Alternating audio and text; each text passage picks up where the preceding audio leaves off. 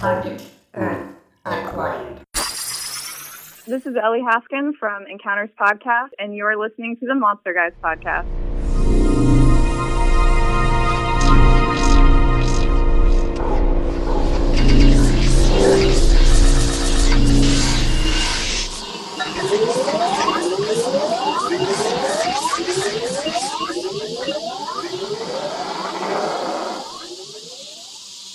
Humans have always been fascinated with the stars and what lives among them. Our oldest stories speak of beings visiting us from above, of impossible objects coursing through the clouds, and of timeless entities manipulating, controlling both time and space. Our stories also tell, however, of the stars' fascination with us. Unexplainable abductions, intrusive visitations, torturous violence, unsettling observations, and strange conversations have both excited and plagued the history of our societies, dividing us at the very core of our beliefs and convictions. Where did this obsession come from? And were we consumed first by our fascination with the stars? Or were the heavens always watching us, visiting, preparing, invading? Further, do these strange and terrifying beings all originate from space above, or have they also walked among us here below? Welcome to Strange September on the Monster Guys Podcast. Initiate terrestrial sabotage.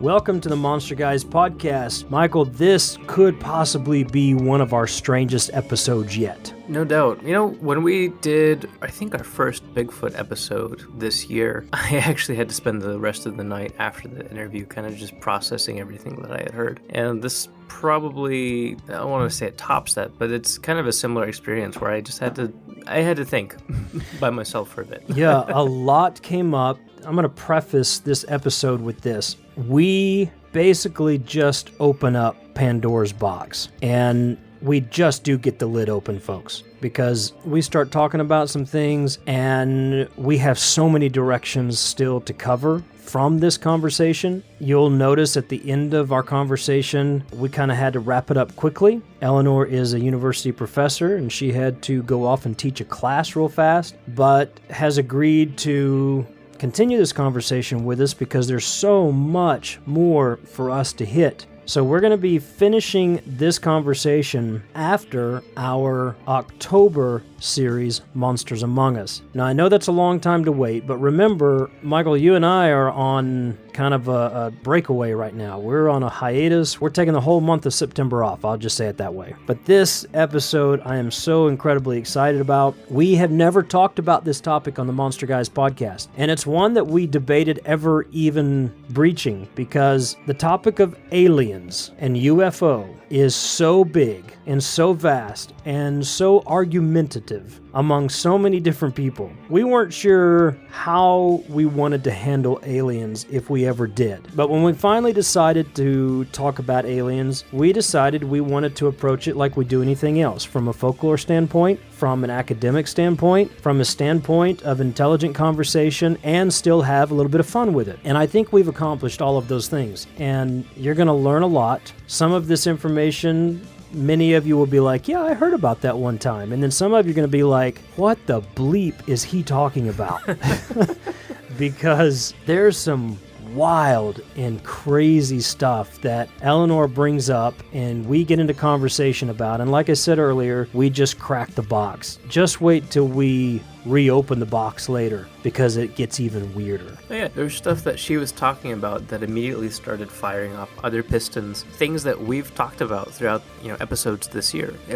We haven't really talked about aliens. I think a UFO may have come up once or twice, but things started connecting again. And so we have pages of notes of questions that we were writing down just as she was talking, just to keep up with her. So that being said, end of the month, we also have another conversation with another friend of the Monster Guys podcast that is probably equally as bizarre and strange. Yep. So this is the month for strange activity, folks. We're getting a jump on Halloween this year. Which is great. It just helps lead into that month. It's kind of fitting for this series of topics. Yeah, so enjoy this conversation with Eleanor Hasken of Encounters Cast. Enjoy our conversation about aliens, UFOs, and 4-hour gunfights with humans and aliens right here. Yes, I said that. Right here on the Monster Guys podcast. Ladies and gentlemen, we have Eleanor Hasken on the Monster Guys podcast this morning. Michael, this is kind of weird for us because we're recording in the early morning hours instead of the earlier morning. I don't know. We're off our time schedule here a little bit. It's definitely brighter than usual. Yeah, it's very bright. Thankfully, it's not too hot. The weather's a little bit calm right now because of the storm front, but I'm used to all the darkness and the night critters around us, and it just seems a lot more happy this morning. But we've got Eleanor Hasken on the phone with us this morning from Encounters Podcast. Eleanor, how you doing this morning? I'm doing great, guys. How are you doing? Very good. And if I'm not mistaken, you've just returned from a trip to Iceland and other parts of Europe. What can you tell us? How's the other side of the world doing these days? You know what? They're holding it together, which I think is pretty impressive. Yeah. But just got back. School year started up here in Bloomington, Indiana. So I'm getting used to teaching again and being in classes. Yeah, just trying to get through the week, I think. It's a very different life when you go from traveling the mountains of Europe to a classroom. Yeah, it really is. Thankfully, at the university level, things still don't feel as stagnant as they do in high school. So you still have a little bit of that day-to-day excitement, but you don't nearly have as much excitement as being on an Icelandic hillside looking out over a lava flow. Yeah, definitely. Eleanor, tell us a little bit about you. Now, I know you do the Encounters podcast, and we like to hear about that. Mm-hmm. And just a side note, your co-host, Jesse, is out pretty sick right now, so he's not able to join us. But share with us a little bit about your podcast and a little bit about you so we can get to know you before we talk about this otherworldly stuff. Sounds good. So my friend Jesse Fivecoat and I started Encounters Podcast January of this year. So we're really new to podcasting. And if you listen to our older episodes, you can definitely tell. But we are both folklorists, and we're PhD students at Indiana University, Bloomington, in folklore. The department's technically called Folklore and Ethnomusicology. But we both study paranormal and supernatural phenomena. Jesse specializes in ghosts, particularly how ghosts help us understand trauma and violence. He studies the Northern Ireland and Irish Troubles. And I have had a long-standing interest in ufology as well as in cryptids and other unexplained creatures. So together we thought we would combine our powers and bring a folkloristic perspective to supernatural and paranormal traditions and phenomena. So we've actually been on a little bit of a hiatus recently, and when we got back and planned on starting back up again, because we were both traveling over the summer, Jesse got so sick, so he's so sad he can't be here today, but he has a combination of no voice, and he's also coughing just all the time. So podcasting is not really in his immediate future, unfortunately.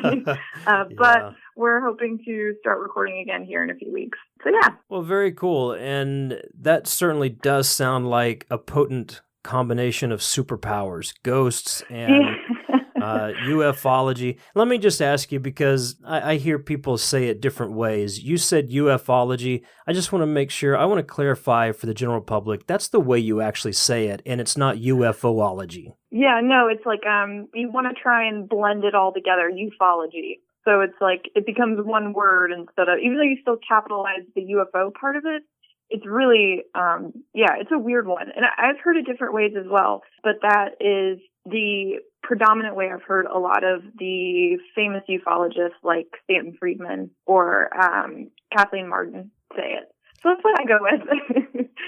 Well, I just want to be sure when I'm at dinner and out with other intellectuals that I don't sound like an idiot when I start talking about UFOs. I mean, I think you'll run into the issue that they will be like, ufology, because that's always what happens is I'll say like, oh yeah, I think ufologists are really great and they're doing good stuff. And then people are like, what? What are you talking? You were talking about UFOs a minute ago. Why are you talking about ufology? Like, it just sounds like, it sounds like a made-up discipline, honestly. And I'm a folklorist, so that really says something about made-up discipline. But, yeah, we get that kind of stuff all the time. So what do you do? Well, we talk about, and they're like, yeah, okay, they just write you off right away. Exactly. My favorite is that when I tell people I'm a folklorist, the very first thing I always hear is like, oh, so you study underwater basket weaving, right? So it's like a way to combine the most useless thing someone can study. And then I have to like go into a spiel about, no, we're actually really interested in how people communicate and what they're communicating in both material culture and oral communication. And by that point, everyone's eyes glaze over because they're like, I don't want to know what this actually is. Just tell me, like, that you study Paul Bunyan. That's all they really want to hear. Right. Yeah. And there are folklorists who study Paul Bunyan. Oh my gosh, I'm so sorry to them. At work, there was a new guy within the last few months, and immediately as soon as he found out about the podcast, he started asking, well, what are your thoughts on magic, and do you believe in it, and what all exists? And it's like, okay, this is going way deep, way fast. Oh, yeah. I mean, I'm sure, so I inevitably get within like a minute of people finding out that I go to UFO conferences and that I study Mothman. Do you believe in that? Like, with just all the stank that they can manage in the question. And then, so actually, like, as an academic, I always have to say, I'm not sure whether this thing is true or not. I'm as personally as interested in that as I am. As someone who studies it, I have to set all that aside and be like, I don't really care whether or not it's real. If people believe in it, that matters more than my opinion. And so inevitably, again, people's eyes glaze over when they hear that because they don't want to hear that. They want you to be crazy or sound crazy. And that's always a fun thing to kind of wrestle with, I think. Yeah, they want it to be creepy, and they want to understand what you're talking about. And like, I just listened to somebody interview a cosmologist this week. Oh. And this dude was getting into quantum mechanics and ripping apart all the top conversations and scientists who are dealing in that field. And basically, it was literally 100 feet over anybody's head. And all I could do was hear the collective audience be like, blah, blah, blah. All we want to know is the cool parts of mechanics, And that's the same thing. Totally. That's the same thing with folklore. I mean, everybody wants to hear about Dogman and Bigfoot and how they're invading people's homes and ghosts that are tearing up, poltergeists. They don't care about all the other stuff, and they don't realize of just how important understanding folklore is and all the implications that are entailed there. But again, like you said, people just gloss over, you lose them, and then you have to talk about football or something, and bring them back around. Really bring them back in. Yeah. And so it's been a really fun challenge for us because we're both instructors here at IU. Our associate instructors is technically our title. And so last year I taught Introduction to Folklore, and then this year I'm teaching World Arts and Cultures and Folklore in the United States, which are great classes. But students just, it's really interesting to see what they really engage with. And I'm sort of getting off topic here, but I promise things back around. And the more I can tell them urban legends that I heard growing up or like facts about Mothman or stuff about the Jersey Devil, they're always so much more engaged than if I'm talking about, oh, actually, you know what, that's totally not true. Food also gets them really hyped. Like, they are so into talking about food. But beyond that, it's just, I'm sort of talking in circles now. Yes, academics, we can go on. As I said, I think a little earlier, I'm really sorry about that. Okay, tell us a little bit about, because I've listened to your podcast. Thank you. Yeah, and it's actually a wonderful podcast. I encourage anybody to look up Encounters podcast with Eleanor and Jesse. It's really intelligently done. I enjoy the conversation. You guys bounce off of each other really well. Sometimes it's almost like you guys are going to start arguing, and I kind of sort of secretly hope that you do, and you like tee off on each other or something, but you always bring it back around and be very civil. Oh, thanks.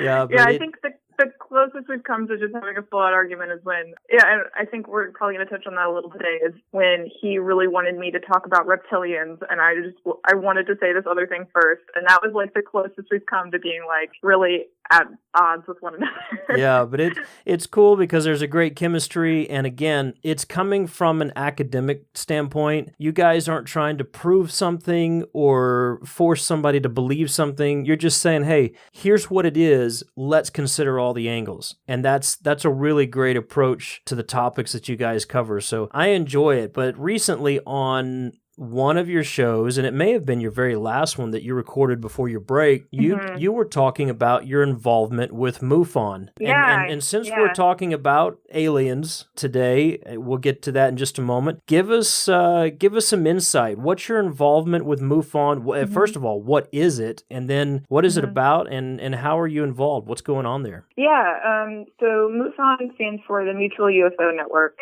And again, we see that acronym for UFO come up. And they are an institution that grew out of the 1940s and 1950s governmental agencies who were attempting to identify unidentified aircraft that were being reported en masse in the United States. And what MUFON's aim is, and so it's sort of convoluted, they are non-governmental agencies. So they are unrelated to the United States Air Force agencies who are working on identifying these objects. But they saw what the government... Let me interrupt you. Do you say that and wink at me while you say that? Because we all know that everybody that's involved in the UFO community is all a big government conspiracy, right?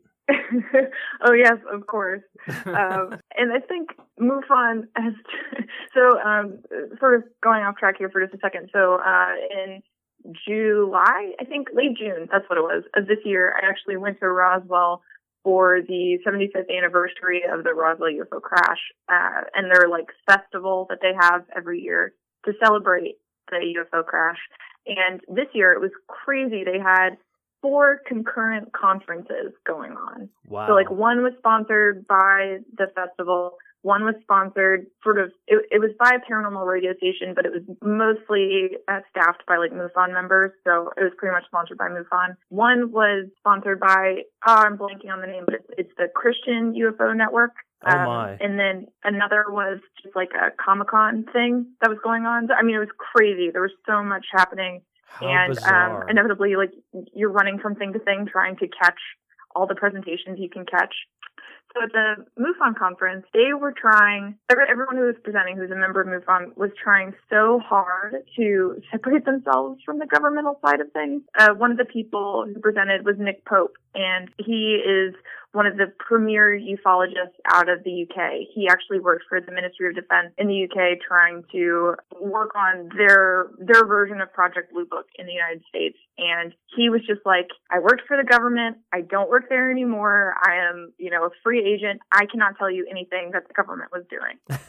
And you could just tell that the whole audience was so depressed. They just wanted to know everything that the Ministry of Defense was doing. Okay, anyway, back to MUFON. So I have been interested in their work for a really long time because they are a powerhouse in terms of trying to bring a civilian angle to UFO documentation, and they work really hard to make themselves as scientifically appropriate as possible. So they attempt to follow, like, you know, the scientific, you know, hypothesis, thesis, et cetera, et cetera. And Jesse and I, kind of on a lark this spring, decided to see if there was a chapter in the state of Indiana, and we found out there was, and they were looking for investigators. And Jesse's background is in ghosts, as I mentioned, and so he is actually a certified ghost investigator. And he was like, yeah, we should definitely do this. Like, we need to get as many of these certifications as we can, right? So we can talk about them. And we decided to contact the Indiana chapter, and the head of the chapter, his name is Phil Leach, and he is awesome. And he was really nice to us and suggested that we go ahead and take a look into becoming investigators. So we did, and we agreed that, like, we have to do this. So we signed up, and what they do is they send you a 300-page, like, spiral-bound book, and you have to read through all of it and familiarize yourself with their procedures and processes. And then you take a test, which neither of us have done because we've kind of been gone all summer. And then you can become a trainee. And then you have, like, trainee hours, et cetera, et cetera. So we're not there yet, but we are working through. Jesse is not finished with his training guide yet. I'm finished with mine. It is fascinating. And unfortunately, I can't disclose much of what's in the training guide because I signed, like, a non-disclosure agreement. I wish I could. I'm sorry. And all of our audience just became super depressed. Because, I know. because I apologize now that greatly. because now that, you know, and we all understand that once you're certified, you automatically become a secret government agent. And I'm hoping. Oh my gosh, You know, we need the inside track, but then you'll probably have to, like, hunt us down, won't you? My end goal is to, so there's a division within MUFON that's called the STAR team, which is one of those things where the acronym is, like, clearly they had STAR and they were like, we have to use this. And then they tried to get, like, the letters to fit it. And they're, like, the elite MUFON team. Like, they are deployed if there's, like, a crash in the United States, right? Like, if you're part of the STAR team, you can't tell your family where you're going. You can't tell them, like, how long you'll be there. And you have to sign, like, all these different disclosure agreements. I want to be a member of STAR team so badly that this year at the UFO conference, where the head of STAR team was there, I was, like, trying to become their best friend to see if I could just automatically become a member of STAR team. Wow. Because I want to be on the front lines, you know, like, get me that, you know, totally top secret governmental clearance. Yes. Michael, you and I, we need to be on the STAR team with Eleanor. I don't know, that sounds like something straight out of H.P. Lovecraft. Yeah, it's, like, so good. I feel like, honestly, we could start our own STAR team, but that might be, like, a lot of infrastructure work. Yeah, I think we need to, and that's fascinating. Michael, we need to get our 300-page spiral-bound notebook quickly.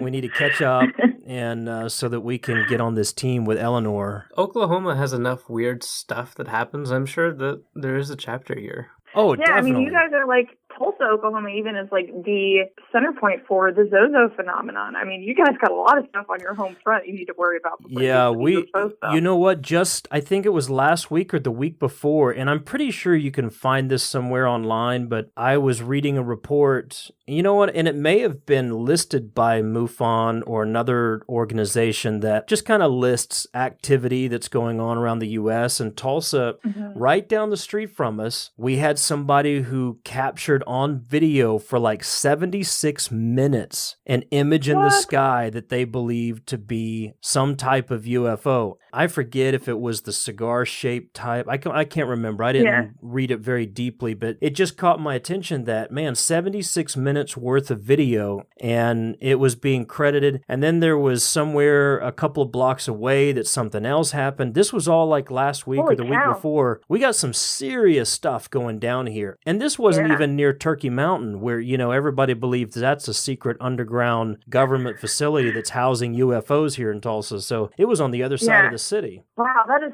fascinating. You know, a few years ago I saw a presentation by David Marler, who is a famous UFO historian, and he was talking about the most prominent types of UFOs that you will see in the night sky. And I have always thought back to the fact that the number one most reported type of UFO is a ball of fire. And when you think about that, and you think about what that would look like conceptually in the night sky. It's surprising that we don't have more reports than there already are. And there's a pretty astonishing, so like one of the cool things about MUFON is you don't have to become like a member and you don't have to become an investigator, but you can actually go to their website and see the 10 most recent UFO reports at all times. And it's constantly updating because the way MUFON works is they have people report online their sighting first, and then it's redirected to the state level and then to the investigator level. So it kind of goes through this chain of command. But anyone and everyone can see the reports as they come in. So if you're really dedicated to seeing like the amount of different kinds of sightings and like where they're taking place, that's a good way to do it. And I imagine there's someone out there who is doing that. Yeah, Michael's very quiet right now, and I'm watching him. He's over right now on the website signing up for the STAR team. He's ordering all of his materials. I mean, he's into it now. We're done. We are. Make sure you get one of the STAR team patches too, because those things are actually pretty. Oh my gosh! How do you even know who to look for at that conference? Because I would imagine the STAR team is like this ultra secret. That guy was just a plant. He wasn't a real leader of the STAR team. He was just fronting publicly, right? I mean, that's like you're the elite of the STAR team, you're not going to a conference and proposing to people. That's just not happening. MUFON is just such an interesting organization. One of my favorite MUFON stories was like there's this actually huge controversy about a few years ago. They have their annual conference in Las Vegas, of course, and they like one of the head people in MUFON like refused to stay at the conference hotel and refused to come to any part of the conference except to just go to his keynote and speak. And then he immediately left and was like never heard from again. And his keynote was all about how, it's something about, oh man, this is a horrible story because I don't remember. It's something to do with like the governmental conspiracy. And he was just like, they are here and they know that we're onto them or something like that. And then he like refused to talk about anything else. And so there have been so many conversations about, was he crazy? Like, have you lost it? Is he, an actual government agent? Yeah, it's such a weird organization, but I really like them a lot. Weird is a harsh term. They're a very eclectic organization, but I like them a lot. And so I'm interested to see what it'll be like when I'm inducted. And obviously very quickly ascend the ranks and become a member of STAR team. Yeah, we're gonna interview you again in about a year, and you're gonna be a very different person. You're gonna be talking. I know, and I won't be able to talk about any of it though. I know, and you're gonna be talking in monotone, waves, and it's just gonna be really freaky. Wearing a black suit, black sunglasses. I'm hoping that I can suddenly grow. So I'm really tall, but Men in Black are reportedly like 6'4", 6'5". Yeah. So I'm going to grow a lot. I'm going to lose all my skin pigmentation and become bald. And that sort of is like my end goal for life, really. That is awesome.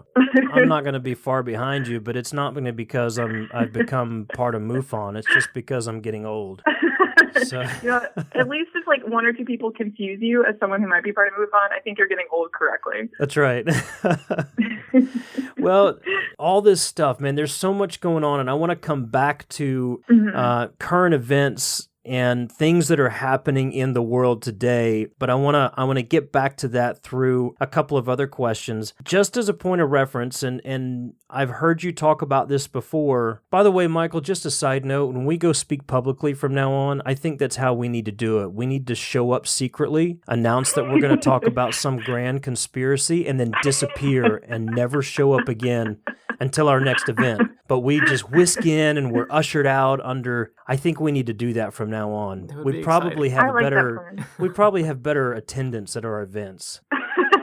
So going back to our topic, I've got all these grand dreams now talking to you already, just in the intro of what we can do and become as alien star people. I don't know, what are they called? The STAR team experts. STAR team. Okay, so I've heard you talk about this before, and I don't know if this is the right word, but a classification of aliens. You talk about 3 or 4 different classes of aliens that are believed to be on the planet today, or somewhere within contact reach of planet Earth today. Can you walk us through that? Give us an idea idea of what type of aliens are in existence and what we're dealing with? Yes, I'm very happy to do this. I want to preface my comments with, this is, like so many aspects of culture, very much so fluid, right? So my classifications are not like the sole classifications. They're just what I've heard a lot of ufologists talk about, as well as sort of in my time being involved with ufology, my own kind of conceptualization of the aliens, right? So just first point. But I will start with the most friendly and move to the least friendly. How does that sound? Good? Yeah, that's great. But let me ask you this before you get started. Do you really believe in all this stuff? It had to happen eventually. Eleanor, should have been ready. Just so you feel better, he is like this all the time. Okay, good. That does give me like a sense of peace. So, unfortunately, I'm so sorry to do this. I'm going to give you the answer that I give my students. I think it is more important for me to understand how people think about it and believe it than my own belief system. And so I unfortunately have to abstain. I'm so sorry. It's like that is so that is so governmental, conspiratorial, diplomatic. I don't. I have to be ready. Like, I need to be recruited, right? And if I don't start like towing the line now, they're never going to pick me up. You have rehearsed that over and over and over because so many people have asked you that question now. I know, and it's such a lame answer, and I always hate giving it because, you know, again, the glaze over, it just happens, and so now you all probably are done with me, right? Like, well, but you know what? But you know what? If you give any other answer, it's like right now. I'm concerned that tonight, after this interview, later on tonight, there's going to be a strange man standing at my back door and collecting me and whisking me away to some big warehouse full of plastic sheets. I mean, if you give any other answer, you know, you're a target. So, I mean, you have to be somewhere in the middle there. Well, you know, there are schools of thought where if you start thinking about them and you start wishing for it to happen, it's game over. I mean, they will be there. And that's how, like, there are whole groups of people who go out in the desert and just think towards the aliens, and then that's how they believe that they will be abducted. Wow. And sometimes it works. Well, I'm not going to do that. You don't really want to think about it. Okay, alien classification. So they're the friendliest, or what are thought to be the friendliest group, are the Nordics, who are also called the Pleiadians because of the star system that they hail from. And they are called the Nordics because of their physical appearance. So they are super tall, they're blonde, they're beautiful, they look like the most pristine example of like the white, blonde human that one could possibly conjure up. Like, they are just perfect. And a lot of people have sort of, in looking back at Christian traditions, thought that the Nordic people are actually are actually angels. And any angel that people have claimed to see is actually just a Nordic alien, which I think is really fascinating. But they come to Earth to help us. So they are really benevolent. They're really friendly. They use their beauty for good, essentially. And that's sort of like a little brief on them. Then from there, we have multiple kinds of grays, which I think is the most confusing thing. And it was really confusing for me for a long time. There's the short grays, and then there's the really tall grays. And the tall grays are thought to be smarter. They're thought to be sort of like the scientist figures. So they're the ones who are abducting people and performing experiments. But they're not doing it for any malevolent reason or necessarily benevolent reason. They're really just interested in understanding our anatomy and how we function and why we function the way we do. And they're also thought to be the ones who are interested in the human hybrid experiments, which I can talk about more if you want. And then the short grays are thought to be the stupid ones who are sort of like, they're sometimes thought of as the slavery race. And what's really interesting to me about them is that they are thought to work for the tall grays, but also for both the Nordic and the Reptilians, which I'll get to in a second. So they're sort of slave to all the alien species. And yeah, they're just supposed to be really stupid. And actually, have you guys heard of Stan Romanek? I've heard the name. I'm not familiar with who that is, though. Okay, he is a very famous alien abductee. He actually, a documentary about his life just came on Netflix. Yeah, this is one from decades ago, is that right? Yeah, he has been abducted pretty much his whole life, but he has visual evidence of aliens. And so the documentary is about, like, his visual evidence. But he actually recently, I think earlier this year, maybe late last year, was indicted on child pornography charges. Oh my And so gosh. a lot of people think that this may be inappropriate, but he is being targeted by the government, and the charges are just a plant to get him to stop talking about his abduction experiences. Well, when you first, and I do remember hearing something about this guy, not in relation to these charges, but in relation to his abductions. And my first thought when you started talking about all of that is, how is this guy still alive? Yeah, so he's actually 54, so he's pretty young in terms of Oh, wow. yeah, a lot of abductees. I mean, most people who are abducted, who are famous for being abducted, they are famous in part because of the frequency of their abductions. So like Stan Romanek, he's been visited by aliens and also abducted by aliens multiple times. Travis Walton, who is the protagonist behind the Fire in the Sky story, even though that abduction is singularly famous because of the amount of evidence as well as the amount of witnesses, he has also been abducted multiple times after that. I feel kind of bad saying that. He brought that up at a conference I attended, and he was very chill about dropping that piece of information because not a lot of people know it. And then Kathleen Martin, who is the niece of Betty and Barney Hill, the famous abduction case, she has talked about how Betty Hill was abducted and Barney Hill was abducted multiple times after their first abduction. Okay, I'm sorry. I've sort of lost the script here. It's okay. You can talk about aliens, and I can just go on, which is unfortunate. Well, it's all for you all, I think. it's all very fascinating, and it's all very relevant. I mean, these are people who are having, and again, I'm going to keep the bubble in the middle for myself. I don't know what they're experiencing, but they're experiencing something. And yeah, exactly. It's all very fascinating in the conversation of aliens. Mm-hmm. And I think that's what's so important and interesting about alien traditions is that they are so expansive, right? So we have all these different kinds of aliens.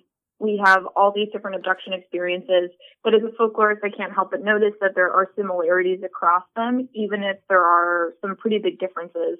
And, so one of them is definitely frequency for these people. Another is age at which they were first abducted. And a lot of them say that they remember their first abduction taking place at around 7 or 8, but they have been told by the people who abduct them that it has been their entire life. And Kathleen Martin has actually put forth that abductions are along family lines. So she was abducted previously because her mom was abducted and her aunt Betty Hill was abducted. And so they think that a lot of the people who are being abducted are just long-term experiments and the alien races are seeing how they play out.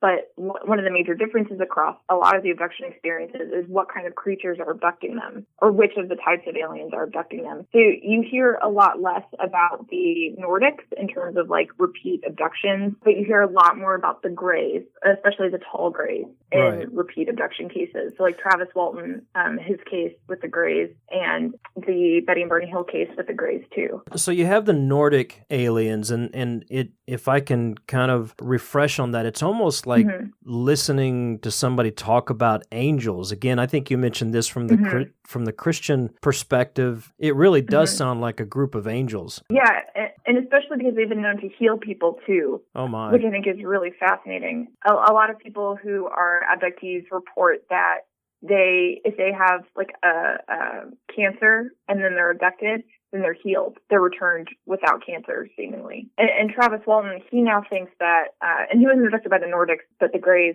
and he thinks that, I don't know how familiar you all are or your listeners are, but what happened was he came across a UFO in the middle of a field, and when he approached it, he was struck by lightning and then taken up into their ship. He thinks that they were using lightning to create a mineral in the ground that's a byproduct of lightning discharge. I forget the name of it at the moment. And that he just happened to be in the wrong place at the wrong time. And they abducted him to save his life.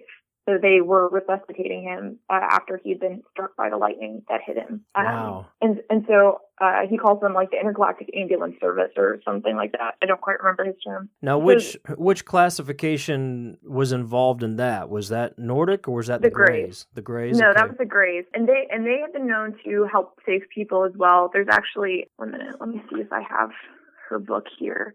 Okay, there's a woman who wrote a book called Beyond My Wildest Dreams. And it is an illustrated sort of diary of Kim Carlsberg's lifetime of abductions with the Greys, as well as her participation in the human hybrid program.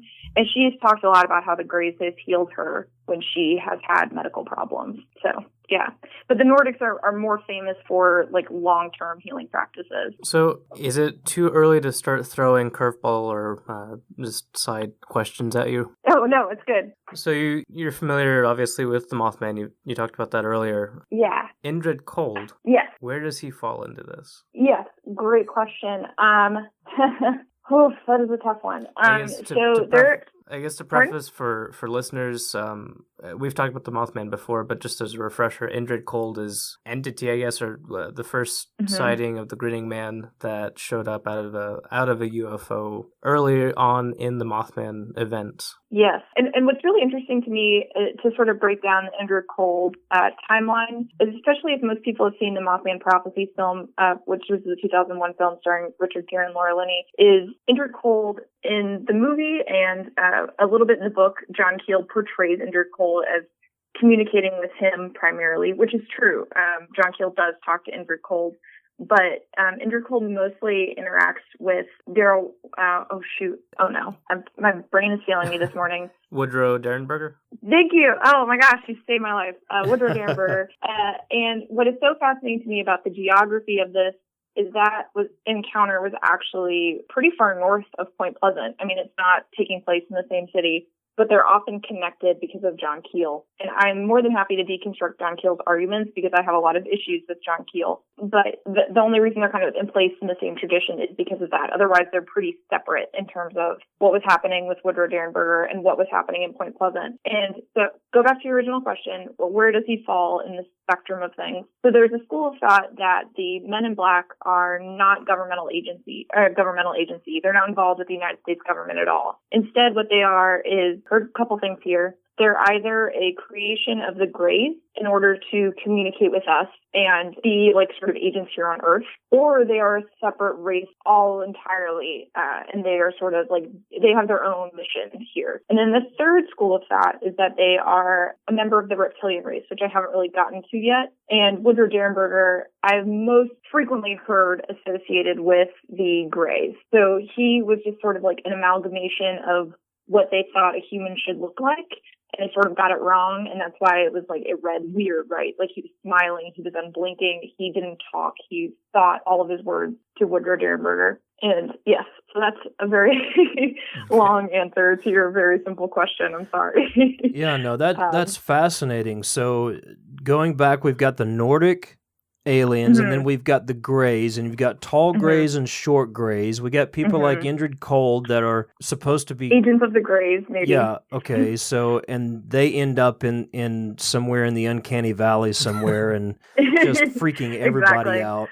Yeah. Then from there, you've got Nordic and Greys, and then what's next? Who? And let me clarify. Nordic, you said, they're nice. They're not mean. They're not supposed to be. Okay, so, and then the Greys, part of them are okay, but part of them are not? Part of them are not. And so this is where we sort of get into like this weird faction question. I was going to say, how do we know? Like, if I meet one, how do I know to trust him if he's okay or not? My plan is that if that ever happened to me, just no trust. No trust at first. No trust and run. Yes, exactly. Because even the quote-unquote nice ones, the people who've interacted with them who are abductees or experiencers is the new preferred term, and I've been really bad at transitioning to it. They don't think that the Greys are on their side at first. It takes years of abductions to come to peace with what's happening. And to me, my read on it is it's more Stockholm syndrome than it is actual acceptance, right? Like, you know that this race can take you and perform any experiment they want. They have superior technology. They have superior power. And you are more or less a defenseless person. Like, if we think back to the world's only UFO gunfight that took place in Kelly, Kentucky in the 1950s, the humans didn't win, right? They sort of just scared the aliens off for a little bit. Wait a second. There was a gunfight with aliens? Oh my goodness, yes. It is my I was about to make a joke that dadgummit, I got my gun if I shoot this daggum thing. But you're telling me there's really a gunfight. There is really a gunfight. It is amazing, and there's actually a festival every year for it, so if anyone can make their way to Kelly, Kentucky. I mean, there's a festival for everything, but there's a festival for an alien-human gunfight? Yes. Okay, you got to tell us about the gunfight. I'm sorry, Okay, folks. yes. We're going to get back to it. We have the Nordic aliens, and we have 2 classification of grays, but now we have a gunfight, and we need to go there. We need to talk about so it's called the Kelly Hopkinsville encounter, and it is one of my favorite UFO cases because it's disputed if they're aliens, and they thought maybe they're goblins. So I don't know how familiar you are with Kentucky traditions, but there's actually a really strong goblin tradition in Kentucky, which is my home state. Like as in goblins, like as in folklore European goblins. As in folklore European goblins. That are in Kentucky. They're supposed to come out of the mines. They're in. Okay, I just got to say, I mean, folklore is fascinating and everything, but we've gone from angelic Norwegian aliens to grays to gunfights to goblins in Kentucky in the span of about 2 minutes. This is getting really. I'm coming to Indiana to hang out with you for a very long time. Please, I think we could have a lot to talk about. So this gunfight in Kentucky. Gunfight, yes. But so to tie back in the goblin thing, the people outside of the state of Kentucky are convinced they're goblins. The people who live in Kentucky and who have experienced this are convinced they're aliens. So if you look it up, it may come up as like a goblin encounter, but it is definitely an alien encounter. Okay.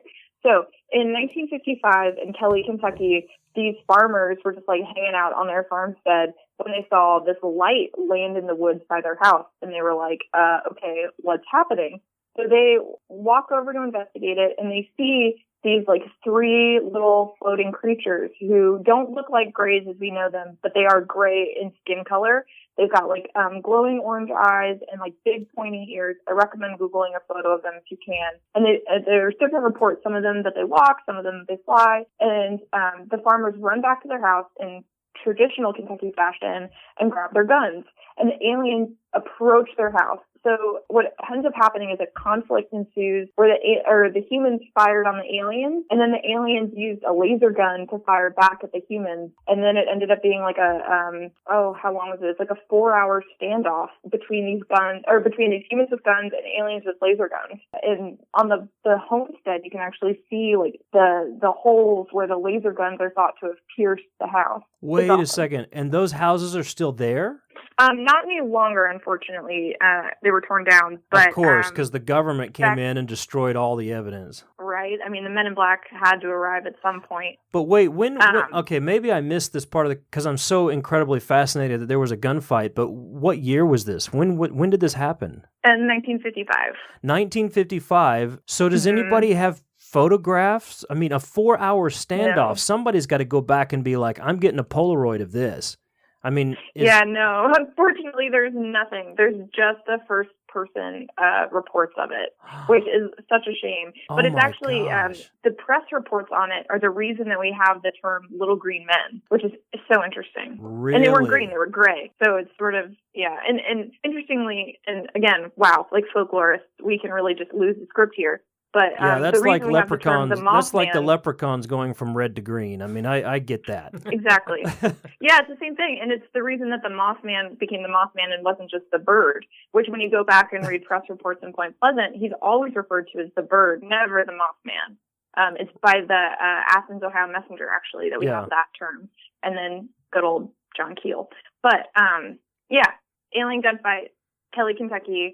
It is awesome. And so every year they have a festival. And this year, actually, the festival coincided with the eclipse. And Kelly, Kentucky was like one of the best places to see totality.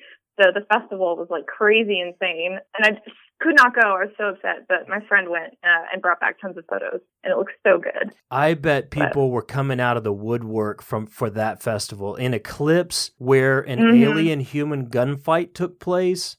You know stuff was happening. I mean, there was stuff coming out of the moon, out of the sun, out of the ground. There was stuff happening in Kentucky. I mean, Kentucky is a fascinating place for folklore. I mean, we have crazy mind culture, and we have, let's get back to aliens. All right, Nordics and the Greys, and then what else do we have? Reptilians, which are the most fascinating ones. Oh my gosh, we went off on so many rabbit trails with just the Greys. I can't even imagine with the Reptilians. Now, is this what people refer to as the lizard people as well? Yes. Okay. So But we need to keep it. We need to keep it academic. So we're going to say reptilians. Well, so you're not wrong because, and it gets really confusing. So if I'm getting confusing, please let me know. So there are two schools of thought on the whole reptilian situation, and I choose the term reptilian because you'll see why in a second. I think there's a school of thought that there are reptilian aliens, and so reptilian refers primarily to like extraterrestrial beings who are coming to us from Earth, out of Earth and out of our galaxy. But there's also a very big faction that they are the lizard people who are coming from inside the Earth's crust. Okay, here we go. So that's where it gets confusing. Here we go. Yes. And so reptilians is most frequently the term for the extraterrestrials. Lizard people is most frequently the term for the terrestrial creatures that are coming from under the ground. And that theory is mostly put forth by David Icke, who is a reptilian conspiracy theorist. Okay, let me get into that because that sort of explains the reptilian connection here. So the reptilians are a fascinating, like huge topic that we could spend a lot of time talking about, but they're most famous in contemporary culture and especially pop culture because a lot of the rhetoric surrounding Hillary Clinton and Barack Obama and a lot of the Democratic Party, and as well as a lot of our celebrities, is that they are reptilian lizards or lizard people who are in disguise, and they are part of the New World Order or this new government who supersedes sort of our superficial Earth governments, right? So Barack Obama being a lizard person meant that he was, yes, controlling the United States, but not for the interest of controlling the United States, but actually for the interest of serving this new world order. Yeah, and so, these are the ones that you can get lost on things like YouTube, just watching all the videos of the eye changes and the flicks of the tongue and... Yes, and like the skin, like the scaly skin that appears for a second. And it's really fascinating. And a lot of people know about this because in 2013, there was actually a conspiracy theory study that was done and sort of the big reports that came out of it was that like 12 million Americans believe that lizard people run our country. But I think that's really interesting because that statistic is actually part of a broader poll where it was like, in terms of the poll itself, it was the least percentage of belief was in the lizard people control our politics. And the most, like the highest percentage of belief was in that JFK was killed by conspiracy. And that was 51% of people polled believe that. Wow. So it sort of is, it gets kind of lost in translation there. If you actually look at the poll itself, it's a fascinating poll. I recommend looking it up because, it's got like 29% of humans or of Americans believe aliens exist, 21% believed a UFO crashed in Roswell, 14% believe that Bigfoot exists, 7% believe the moon landing was fake, and then 4% believe lizard people control politics. So, and you just spout that off, the top of your head. You had those numbers. Oh, no. I have it in front of me. Okay. You had me concerned. I was like, you were one of the most intelligent people I've ever met to have that at the tip of your tongue. Wow.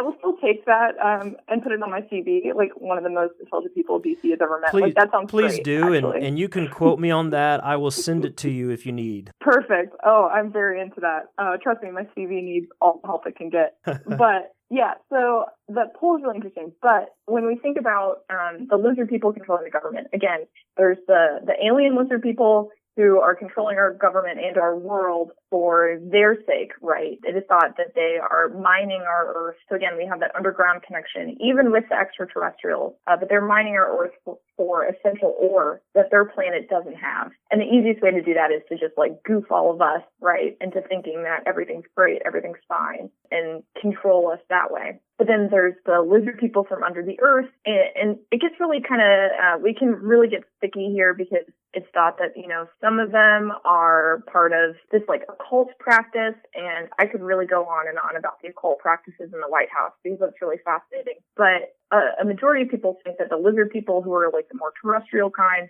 they just want to be left alone and to their own malevolent ways of eating babies and humans. And the easiest way to do that is to get the government on their side.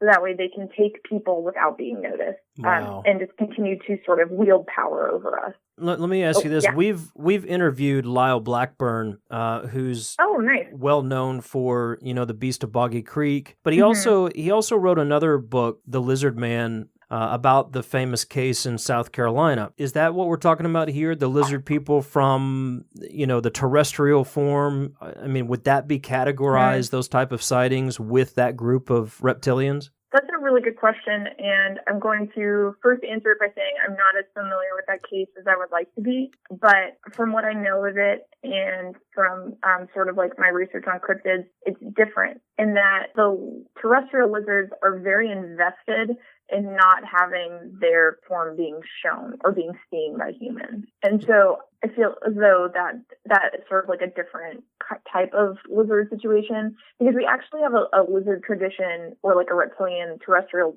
reptilian tradition that goes pretty far back into a lot of different continents in terms of like, giant gilas and other creatures like that in Southeast Asia. So it's different. And I don't quite know the delineation between the two, unfortunately. So what you're saying is we have a third classification of lizard people. I think we just need to accept that there are lizard people somewhere and in some form. We just don't know what kind. All right, so reptilian. In my lifetime, I'll figure it out. So reptilians, the extraterrestrial and the terrestrial. You were there. Mm-hmm. Is there anything else you need to expound on that classification? Are they malevolent? Are they helpful? What? Oh, obviously yes, they're the bad key. guys. I'm so sorry. They are very malevolent. So they're thought to be like the most evil of all the lizards or of all the aliens, sorry, and also all the lizards, really, as well. They are known first and foremost for the human breeding program. The Greys also do that in a lot of thought processes. And the Nordics do to an extent. Sort of all these aliens kind of have this like underlying goal of creating a hybrid race between their species and ours. But the intent behind the lizards doing it is so they can control us better, so they can get their agents in our kind of sphere. So what you're saying, as a human race, it doesn't matter which classification of aliens we're looking at, we're pretty much sacked, because all of them are out for us. Yes. But, the Nordics are at least just trying to create human-alien hybrids so they can be more beautiful, is sort of like the thought.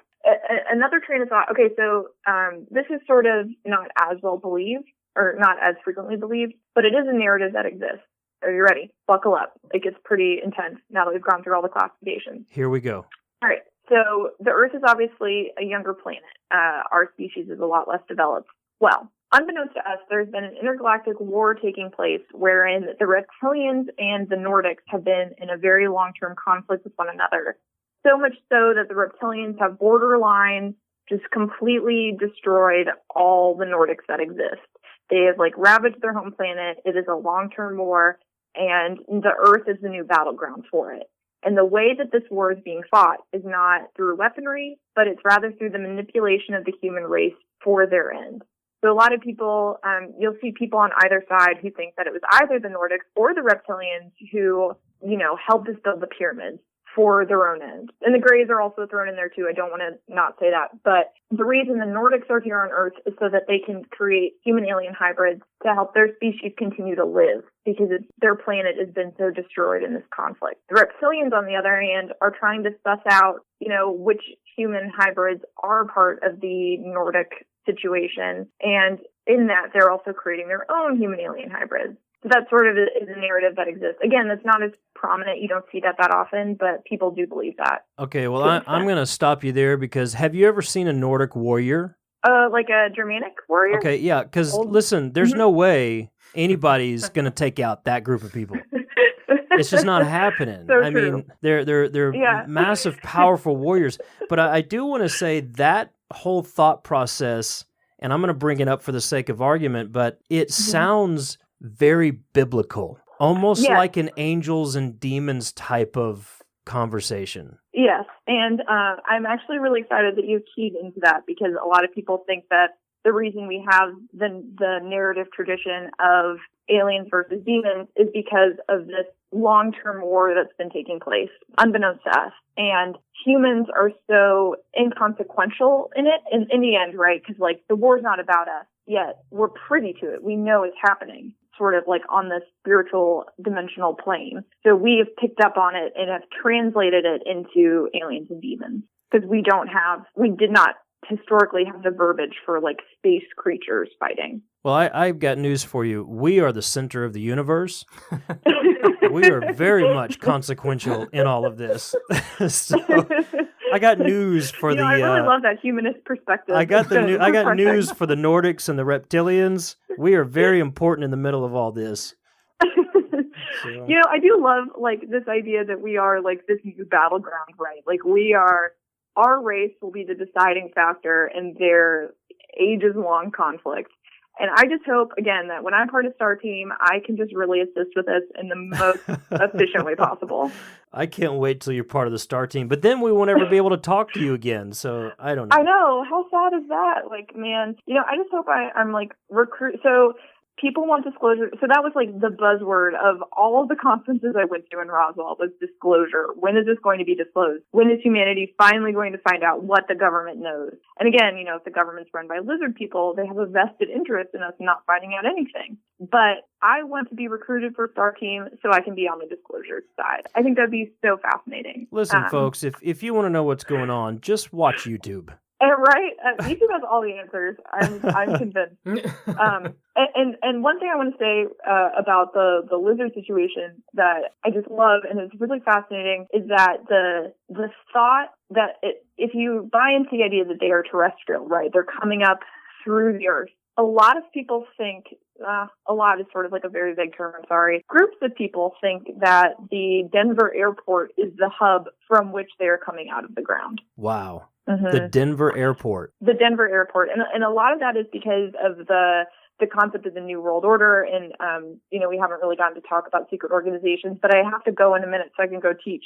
But the airport has a lot of signifiers that indicate that it is like the hub of the location from which the lizards are entering our society, which I just think is so good.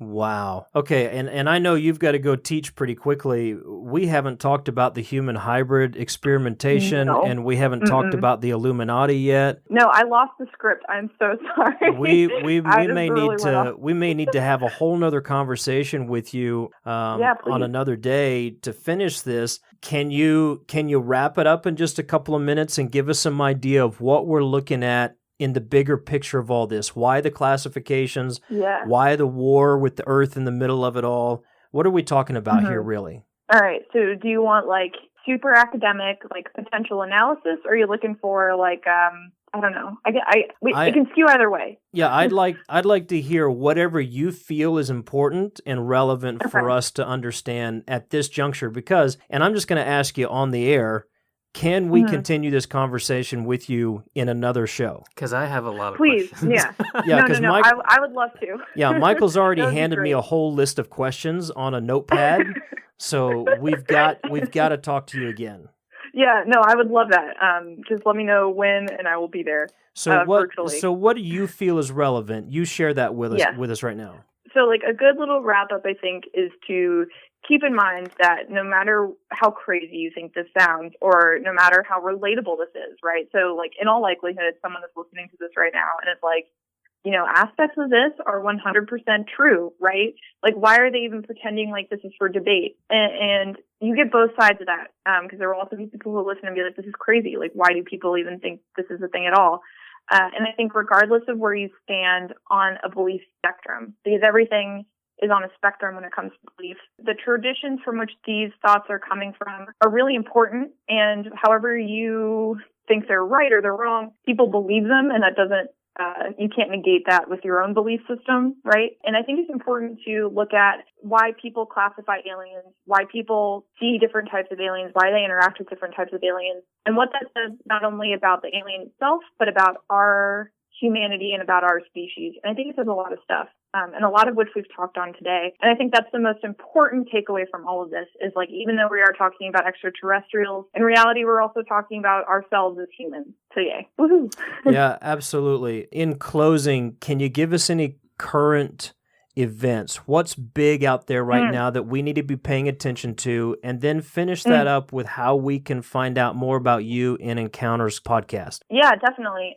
So this is sort of moderate cop-out. But the biggest thing to pay attention to right now, in my opinion, is the Mothman sightings that are taking place in Chicago, or the flying humanoid sightings, as some people are calling them. Definitely, if you're not familiar with that, I would check it out right away because it's fascinating and I think super relevant. In terms of aliens, as I mentioned a few minutes ago, the disclosure situation is something to keep an eye on. A few years ago, there were actually disclosure congressional meetings in DC with a lot of people who are involved with MUFON and other ufology activists out there as well. Unfortunately, those haven't got a lot of ground and nothing's really come of them. But my hope is that in future years, especially, with administration changes that have taken place over the last year, that we'll see like more disclosure conversations come up. And a lot of ufologists are hoping for that. So I would keep an eye on that in terms of like current events in ufology. Those are the big ones. And also there were a lot of UFO reports on the day of the eclipse. So those are really interesting to check out too. And a lot of them took place around the White House, which we can talk about when we talk again, which are really fascinating. Yeah. Okay. Encounters. So, again, we're on a hiatus, but we will be back very, very soon. I promise. And we can be found at facebook.com/encounterscast encounterscast, and then on Twitter at encounters_cast, and most easily on our website at encounterscast.com. Any one of those places will get you to our podcast, which is streaming on iTunes, Podbean, you name it, we're there pretty much. Google, all that good stuff. And if you type in Encounters Cast or Encounters Podcast into iTunes, the first thing that comes up is like a bird watching podcast. That is not us. We do not bird watch, even though it's a very lovely pastime, I'm sure. So look out for a yellow logo. That's us. Yeah, we will be back really soon. And our first episode coming back this year is going to be amazing. It's a live episode that we recorded at the International Contemporary Legend Research Conference in Lafayette, Louisiana. That is an actual conference. It's the best conference ever. It's a bunch of academics talking about contemporary legends. It's great. And these are famous folklorists who are sharing their ghost stories, their personal stories, their favorite horror stories. Some of them are really touching. A lot of them are really scary. So that will be our first episode coming back, and it will be awesome.